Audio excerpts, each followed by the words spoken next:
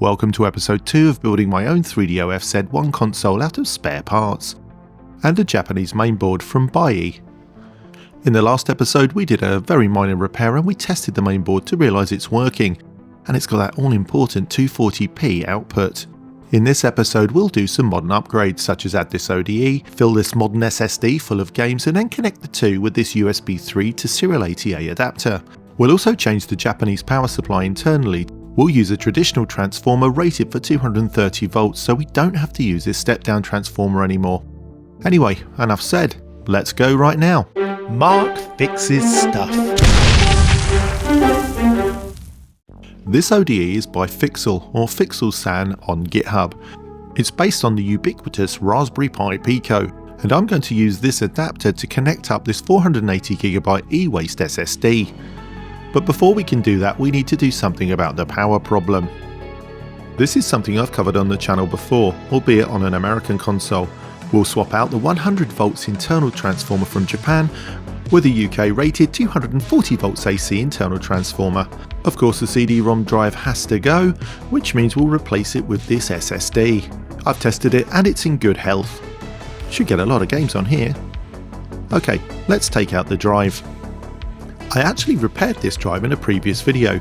Some of the nylon gears have a tendency to split, so we replaced them with a 3D resin printed version.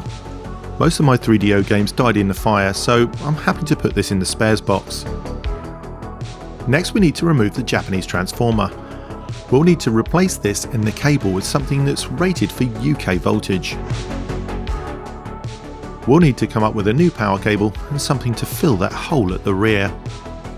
After I released the first episode of this series, people started telling me about a modern power supply solution, but I really like the heft of this massive unit. They're capable of 110 or 240 volts AC depending on how you hook them up. And we'll be reusing the connector cable from the old transformer. One problem that's arisen is that our spare parts shell has these two posts, and they're simply too high for our new transformer. A problem that I never had with the American version. I wonder if this shell has maybe got a slight difference. But because it's a spare parts shell and already a bit broken, I don't feel bad about trimming these posts down. Brute force and ignorance all the way. With that done, our transformer sits in there quite nicely, although it might need a bit of foam or something underneath. Everything will be fine once we start screwing. Okay, so there's a few bits of wiring to do on the transformer. This is the FD616, 16 volts center tapped at 2 amps. In reality off-load it will probably put out around 20 volts AC, which is fine.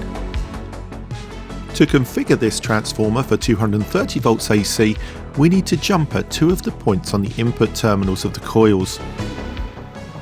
For the jumper, I'm using a piece of 230 volt rated AC cable. I'm then going to heat shrink it just for tidiness. This is so satisfying. In another blast from the past, in a previous video I designed this 3D printed strain relief. It's been printed out of flexible resin, so it should be a really good fit for our cable. I've already popped it on our new cable before I started soldering the ends.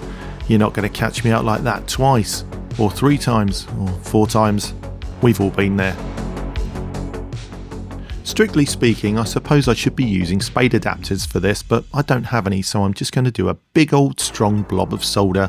This is pretty much factory style, and once the console is all together, there won't be any movement on the cable, so this should be perfectly safe. I don't want to burn my house down after all. Yeah, it's always going to be too soon. I really love heat shrinking things. With the input side of the transformer sorted, it's time to look at the output side. So basically we're going to take our AC from outputs 6 and 10 and ignore number 8. On the American console I did previously, there was a reference wire to this point, but that doesn't seem to be present in the Japanese version. Now we just need our output wires. Time to wobble over to the bench and harvest them. I'm going to get letters about this, aren't I? Ah well, it's all engagement. These OG Panasonic cables are really difficult to strip, but who doesn't love a thick, protective sheath? They're also really difficult to tin, but with perseverance we get there in the end. It doesn't matter which way round we solder these because AC is agnostic to polarity. It's in the name, alternating current. It's funny how heat shrink shrinks in the warm. I find that I usually shrink in the cold. Genuinely satisfying. Okay, let's pop this in the hole, and we can see if those screws really do secure this in position. That actually feels really firm. I don't think we'll need anything packed underneath the transformer, but we can always revisit that if it's a problem later. My 3D printed cable gland isn't a perfect fit. I've trimmed a small amount out with the scalpel so that it fits better with the Japanese case. And let's plug it in. We're looking for a red LED. Yep, that's good news. Let's check if we've got video output, and we do. Although it's just rebooting because we don't have a drive attached, which is normal. The ODE or Optical Drive Emulator will pretend to be the CD-ROM hardware, although the machine still won't boot unless we put some kind of media in the USB slot of the ODE. Looking at Fixel SAN's instructions, it needs to be called boot.iso. And Fixel has developed and given us a boot ISO that will allow us to browse the images that we copied across to our SSD. Clearly all games that I own on the original physical formats. Plugging in our drive, we connect it up to our ODE. And power on. Reassuringly, the power LED comes on and the activity light starts blinking. The 3DO thinks about it for a bit and then it boots the boot.iso file by Fixel. This gives us a file browser, but we don't have a controller port. Luckily, I think I saw one of them in the box down here. Thank goodness for the spares box. Slipping our cable into the slot, we're ready to place the controller port into the aperture. I've often wondered why these are on a breakout board. Well, we can't leave our unit flopping around like this, and that's where today's sponsor comes in. PCBWay have kindly provided me with 3D printing services for this video. I've designed this mount to securely install the SSD and ODE inside the console. I then uploaded it to PCBWay as an orderable project, link below. PCBWay offer PCB fabrication, assembly, CNC machining, injection molding, sheet metal fabrication, rapid prototyping services and 3D printing. And look what a great job they've made of this. The holes on the model are lined up for a standard SSD. We're going to use some 2.5-inch machine thread SSD screws. They're for a 2.5-inch SSD, I mean, not 2.5 inches long, that would be mad. It's really satisfying to find that when you've modelled something in 3D, when it's printed out it works in the real world. And this is dimensionally spot on. Thanks PCBWay. Now let's mount that ODE. Ventilation has been deliberately incorporated into the design, with multiple ventilation slots to promote airflow around the ODE. This helps manage heat within the confined space of the console and supports long-term reliability during extended use. At least, that's the theory. I really like how this has come out. It seems secure, it's lightweight, and it's going to fit straight into the console. But not until we've replaced some of the internal shielding inside. The one thing you can definitely say about the Panasonic FZ-1 3DO is that it's massively over-engineered. It's got shielding on its shielding. Even by rifling through the dimmest, darkest recesses of my spares box, I couldn't find an entire set of 15 3DO screws. That's right. 15. But have no fear because I did find some suitable replacements. And I don't think it's going to fall apart anyway.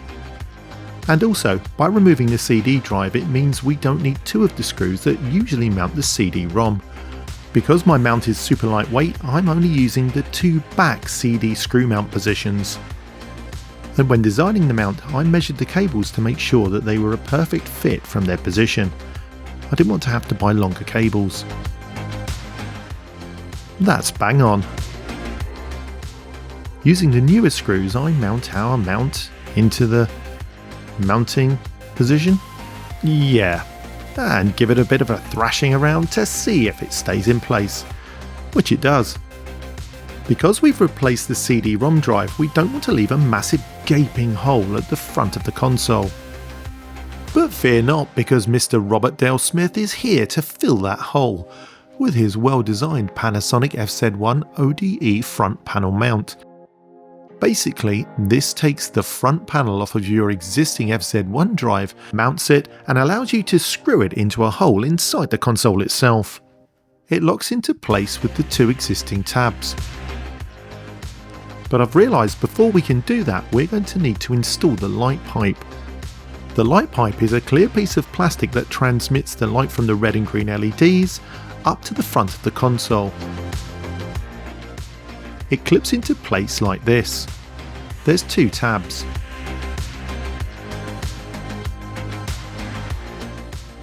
In the middle of the light pipe there's a hole, and that's where we're going to screw our CD tray bezel mount. In the normal course of operations, there's no screw that goes into this hole, so I'll take it easy. I'm only using a 2.3mm screw. But it seems to have done the job. Yeah, I'm fairly happy with that. I also need to replace the open-close button, which I managed to flick across the room earlier. This too was out of the spares box, as was the lid, which is the icing on this 3DO cake. Powering on my new old console made of bits, bobs, crimcrams and spares, it's hard not to feel a rush of excitement for my 90s self. This was a console that meant a lot to me back in the day, so I was excited to play some of the titles I remembered, and some that I didn't. However, there was a problem.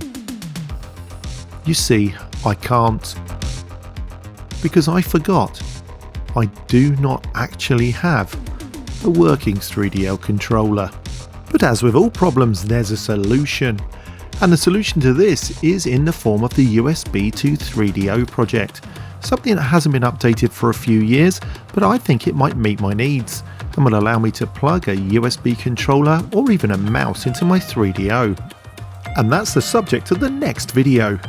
Thanks for watching, and thanks also to my fantastic patrons appearing on the screen right now.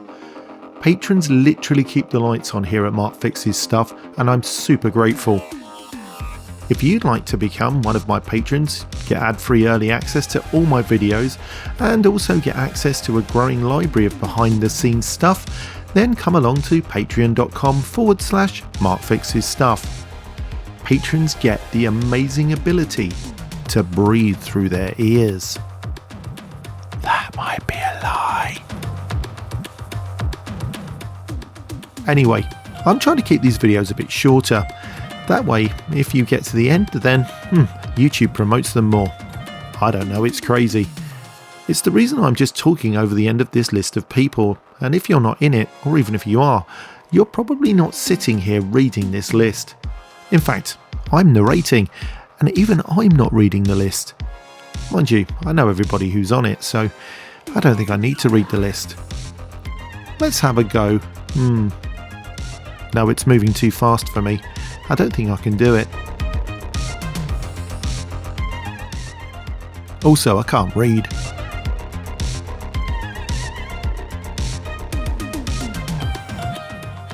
You make my videos happen. Thank you all so much. From me and the Gummy Bears. See you soon. And whilst you're here, why don't you go and watch one of these other videos? They're all fantastic, except for the ones that aren't. Where's my tea?